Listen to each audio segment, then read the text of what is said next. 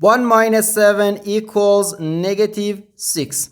And again here inside this parenthesis we have 1 minus 7. So negative 6 times negative 6, which gives us positive 36. But this answer is not correct, because according to the order of operations, first we have to do parentheses, then exponents, then multiplication or division, and finally addition or subtraction. Remember that multiplication and division have equal priority and we have to work from left to right. And the same applies to addition and subtraction. In this expression, we have one subtraction, one multiplication, and one parenthesis. Inside this parenthesis, we have one subtraction. Here we have a multiplication because in mathematics, when a number is placed next to parentheses, it means multiplication. And we usually don't write the multiplication sign for brevity.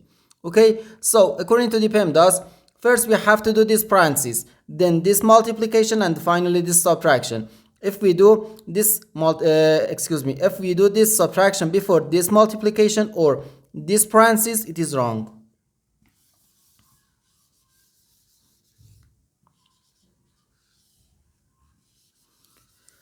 So first we have to do this parenthesis.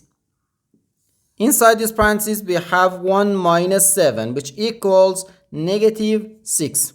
So 1 minus 7 times negative 6. 1 minus 7 times negative 6. Now we have one subtraction and one multiplication.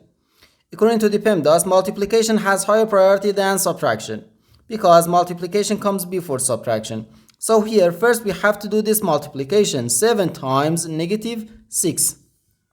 Okay, which equals negative 42. So we have 1 minus negative 42. Negative times negative gives us positive. So we have 1 plus 42, which equals 43. And this is our final answer to this problem. The correct answer is 43.